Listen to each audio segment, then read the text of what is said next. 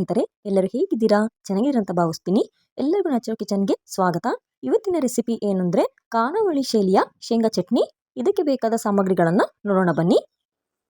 ಒಂದು ಸ್ವಲ್ಪ ಬೆಳ್ಳುಳ್ಳಿ, 2 ಟೊಮಟೆ ಹಣ್ಣು, ಒಂಚೂರು ಹುಣಸೆ ಹಣ್ಣು, 2 ಹಸಿಮೆಣಸಿಕಾಯಿ, 2 ಗುಂಟೂರು ಮೆಣಸಿಕಾಯಿ, 1 ಈರುಳ್ಳಿ, ಸ್ವಲ್ಪ ಕರಿಬೇವು, ಸ್ವಲ್ಪ ಕೊತ್ತಂಬರಿ, 1 ಬೌಲ್ ಶೇಂಗಾ.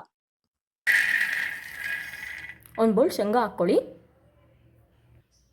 ಗೋಲ್ಡನ್ ಬ್ರೌನ್ ಬರೋ ತನಕ ಶೇಂಗಾನ ಚೆನ್ನಾಗಿ ಹುರ್ಕೊಳ್ಳಿ.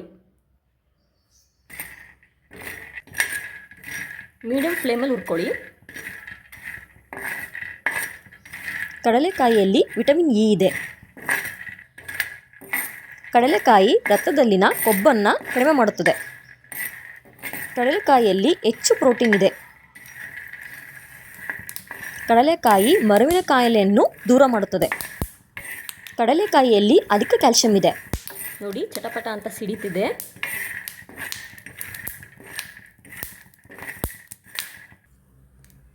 ನೋಡಿ, ಇದು ಇವಾಗ ಆಗಿದೆ. ಸ್ವಲ್ಪ ಈರುಳ್ಳಿ ಹಾಕ್ಕೊಳ್ಳಿ. ಸೈಡಿಗೆ ಹಂಗೆ 2 ಟೊಮಟೆನ ಹಾಕ್ಕೊಳ್ಳಿ. 2 ಹಸಿಮೆಣಸಿಕಾಯಿ, 2 ಬ್ಯಾಡಗೆ ಮೆಣಸಿಕಾಯಿ ಹಾಕ್ಕೊಳ್ಳಿ. ಸ್ವಲ್ಪ ಮೇಲೆ ಎಣ್ಣೆ ಹಾಕ್ಕೊಳ್ಳಿ.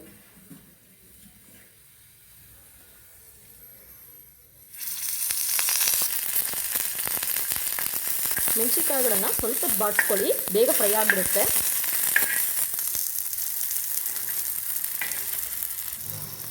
ಈರುಳ್ಳಿ ಗೋಲ್ಡನ್ ಬ್ರೌನ್ ಆದಮೇಲೆ ತೆಗೆದುಬಿಡಿ.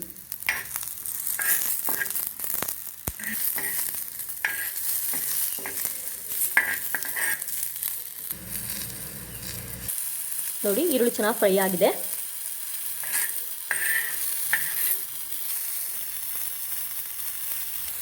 ನೋಡಿ, ಇದಾಗಿದೆ. ಇವಾಗ ಶೇಂಗಾ ಹಾಕ್ಕೊಳ್ಳಿ.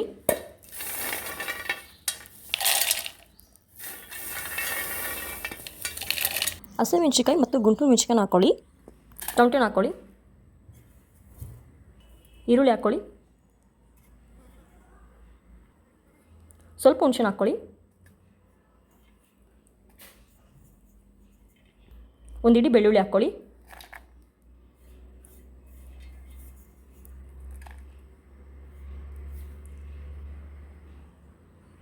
ಕೊತ್ತಂಬರಿ ಹಾಕ್ಕೊಳ್ಳಿ. ಕರಿಬೇವು ಹಾಕ್ಕೊಳ್ಳಿ.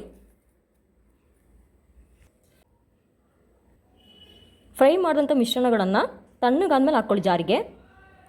ಒಂಚೂರು ಬೆಲ್ಲ ಹಾಕ್ಕೊಳ್ಳಿ, ಪುಡಿ ಬೆಲ್ಲ. ಒಂಚೂರು ಶುಂಠಿ ಹಾಕ್ಕೊಳ್ಳಿ, ಹಸಿ ಶುಂಠಿ. ರುಚಿಗೆ ತಕ್ಕಷ್ಟು ಉಪ್ಪು ಹಾಕ್ಕೊಳ್ಳಿ. ಸ್ವಲ್ಪ ನೀರು ಹಾಕ್ಕೊಳ್ಳಿ. ನೋಡಿ, ಇದಾಗಿದೆ. ಇವಾಗ